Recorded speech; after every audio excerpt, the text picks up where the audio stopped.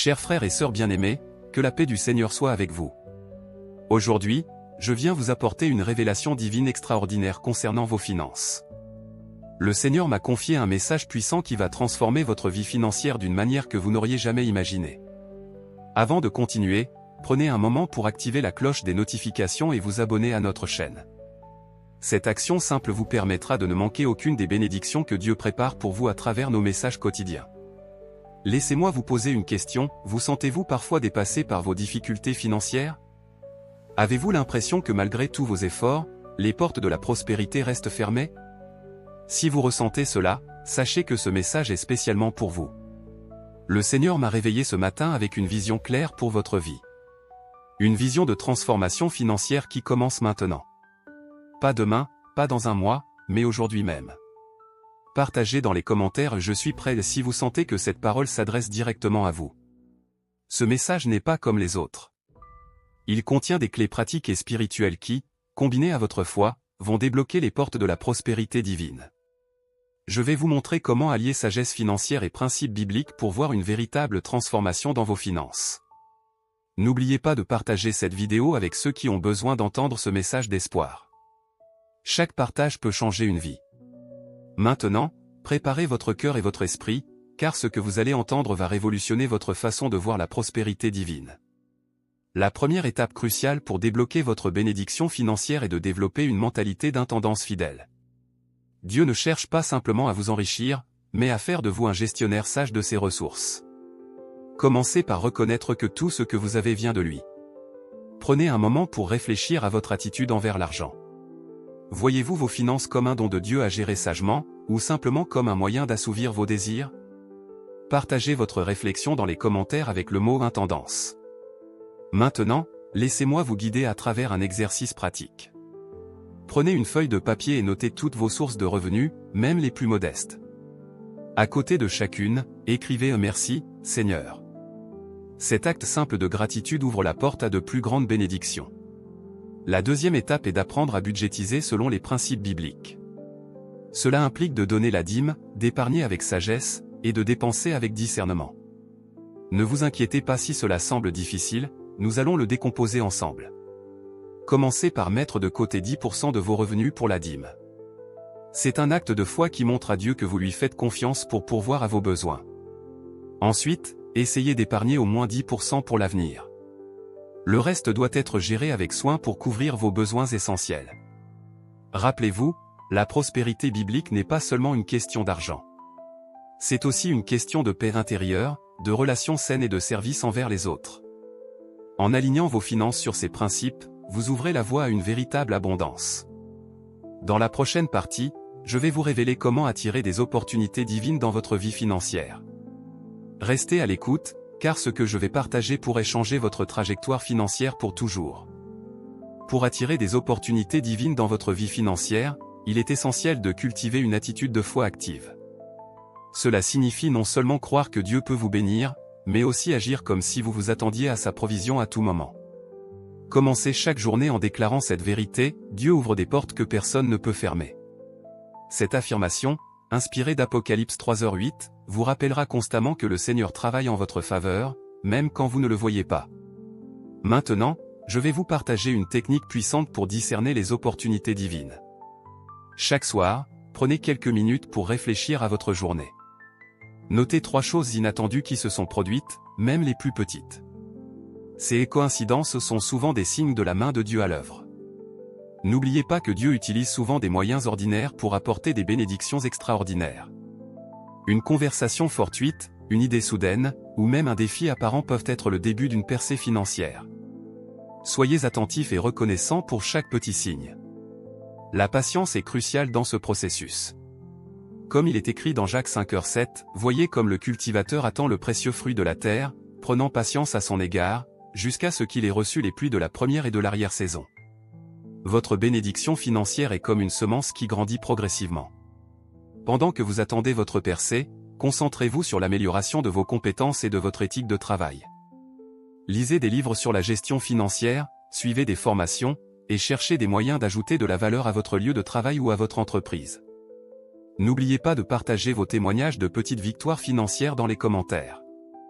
votre histoire pourrait être l'encouragement dont quelqu'un d'autre a besoin. Dans la prochaine section, nous explorerons comment la générosité peut paradoxalement augmenter votre prospérité. Préparez-vous à une révélation qui défie la logique conventionnelle. Chers amis, nous arrivons maintenant à un principe paradoxal mais puissant, la générosité comme clé de la prospérité. Cette vérité divine transcende la logique humaine, mais elle est profondément ancrée dans les Écritures.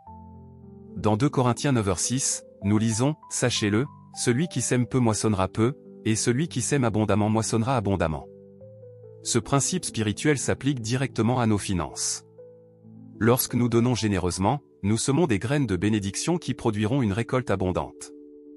Mais attention, la générosité ne doit pas être motivée par l'attente d'un retour. Elle doit venir d'un cœur sincère, désireux de bénir les autres. Dieu voit votre cœur et c'est cette intention pure qui l'honore. Commencez par identifier un besoin dans votre communauté ou votre église.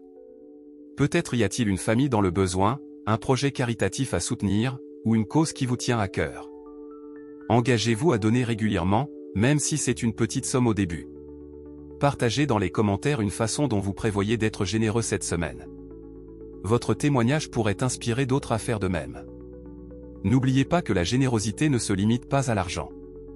Votre temps, vos talents et vos encouragements sont tout aussi précieux.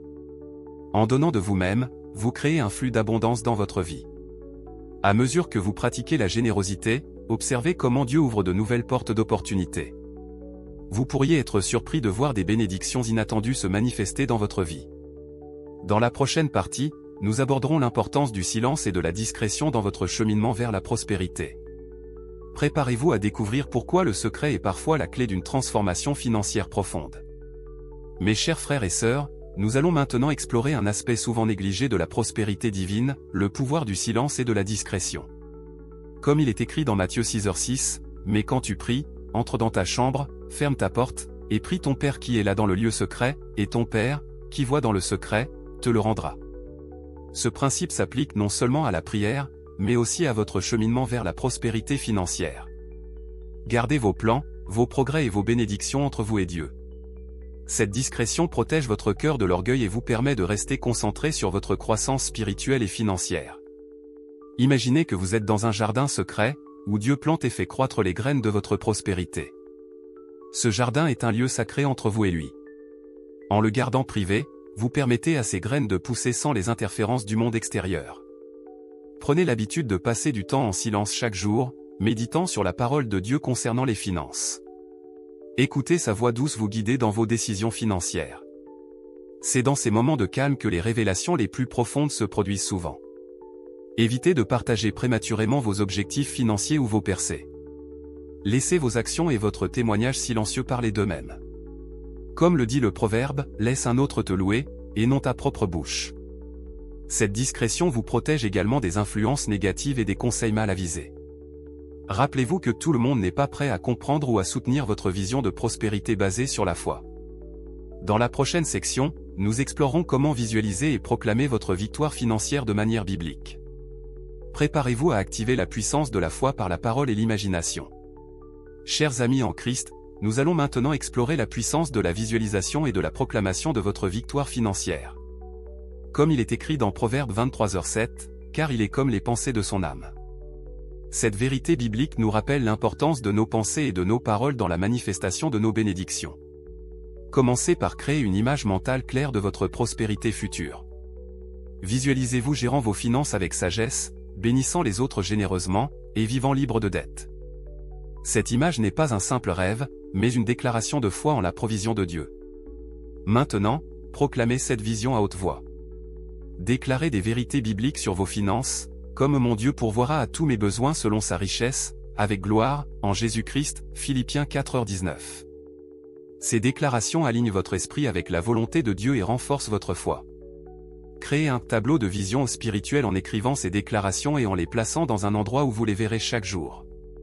Cela vous rappellera constamment les promesses de Dieu et maintiendra votre focus sur votre objectif financier divin. N'oubliez pas que cette pratique n'est pas une formule magique, mais un acte de foi. Elle doit être accompagnée d'actions concrètes et d'une gestion sage de vos ressources actuelles. La foi sans les œuvres est morte, comme nous le rappelle Jacques 2:17. Partagez dans les commentaires une déclaration positive sur vos finances que vous vous engagez à proclamer chaque jour. Votre témoignage pourrait inspirer d'autres à adopter cette pratique puissante. Dans la prochaine partie, nous approfondirons l'importance de la fidélité dans les petites choses comme préparation aux grandes bénédictions. Préparez-vous à découvrir comment Dieu utilise les défis quotidiens pour façonner votre caractère et vous préparer à une plus grande prospérité. Mes chers frères et sœurs, nous arrivons à un point crucial de notre message, l'importance de la fidélité dans les petites choses. Comme Jésus l'a enseigné dans Luc 16h10, celui qui est fidèle dans les moindres choses l'est aussi dans les grandes, et celui qui est injuste dans les moindres choses l'est aussi dans les grandes. Cette vérité s'applique particulièrement à notre gestion financière. Dieu observe comment nous gérons le peu que nous avons avant de nous confier davantage. Chaque euro que vous gagnez est une opportunité de démontrer votre fidélité à Dieu. Commencez par être fidèle dans votre dîme, même si vos revenus sont modestes. Soyez honnête dans vos transactions, même pour les petits montants. Tenez vos engagements financiers, aussi minimes soient-ils. Ces actes de fidélité construisent un fondement solide pour votre future prospérité. Rappelez-vous que Dieu ne mesure pas la valeur de vos actions par leur taille, mais par la fidélité de votre cœur.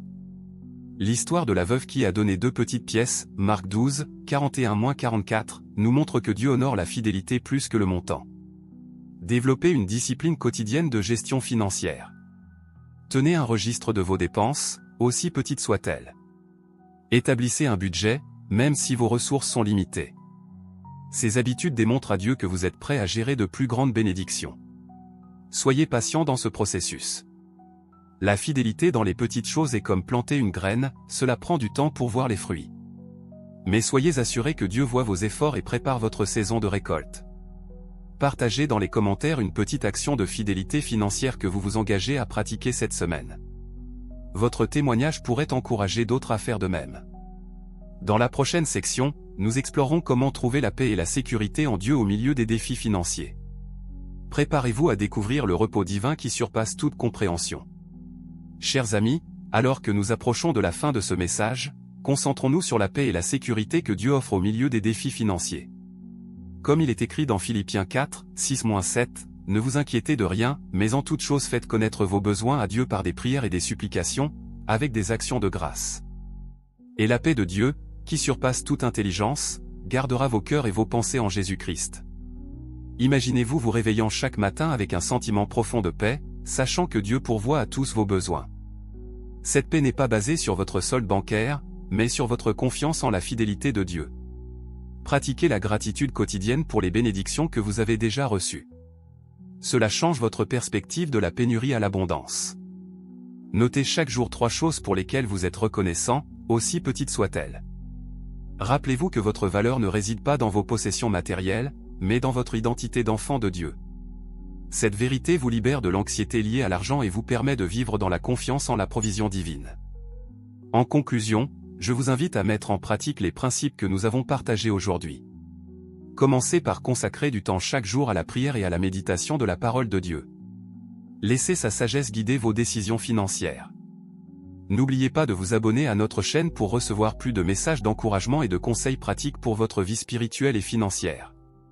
Partagez cette vidéo avec ceux qui ont besoin d'entendre ce message d'espoir. Maintenant, unissons nos cœurs dans une prière finale. Père Céleste, nous te remercions pour ta fidélité et ta provision. Guide-nous dans la gestion sage de nos finances. Que ta paix règne dans nos cœurs, quelles que soient les circonstances. Ouvre les écluses des cieux et déverse tes bénédictions sur tes enfants. Au nom de Jésus, Amen.